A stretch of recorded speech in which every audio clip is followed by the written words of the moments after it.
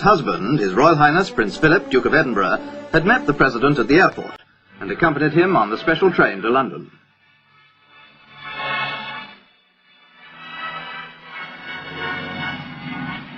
The Queen presented her aunts, the Princess Royal and Princess Marina, Duchess of Kent, and her uncle, the Duke of Gloucester.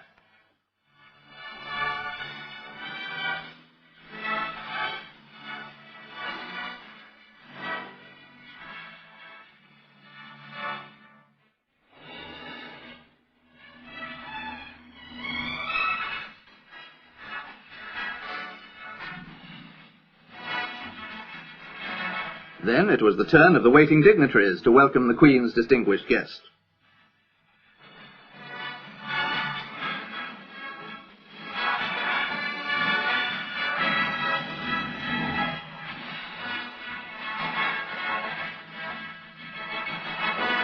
Outside the station, in the gaily decorated streets, crowds waited to cheer the President, while a salute of 41 guns was fired in his honour.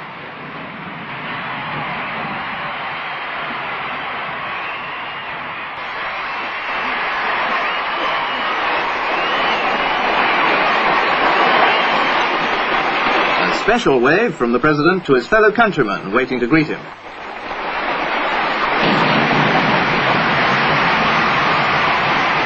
Followed by the members of their suites, the President and the Queen were accompanied by a sovereign's escort of household cavalry as they drove to Buckingham Palace, the Queen's London home.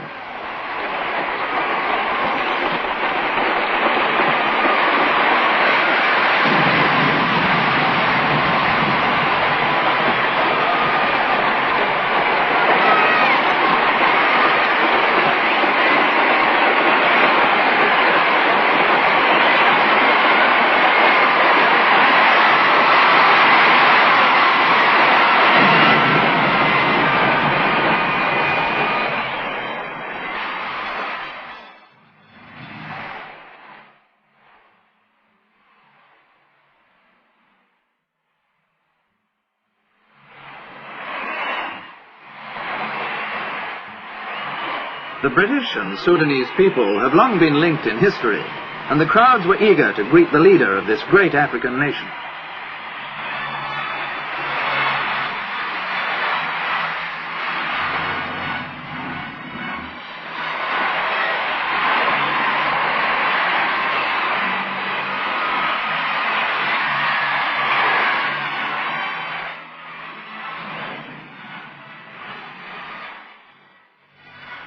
Later that day, the President visited Westminster Abbey, where Britain's sovereigns have been crowned for nearly 1,000 years.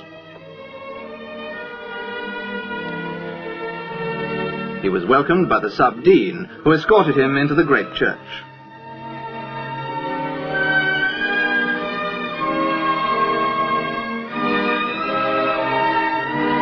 At the grave of the unknown warrior, the President laid a wreath in tribute to the British servicemen who died in 2 world wars.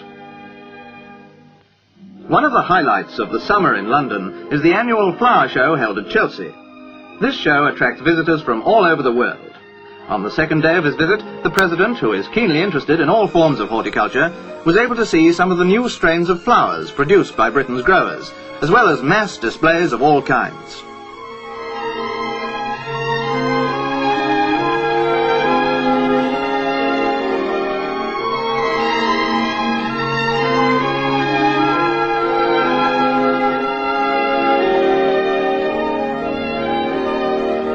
That evening, at Lancaster House, the Foreign Secretary and his wife were hosts at a British government dinner given in the President's honour.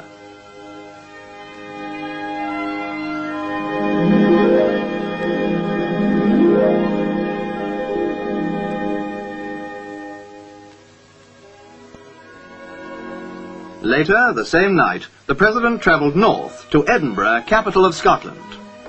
High above busy Princes Street stands the castle, where a 21-gun salute was fired to greet the President. At Queen's Ferry, not far from Edinburgh, the President received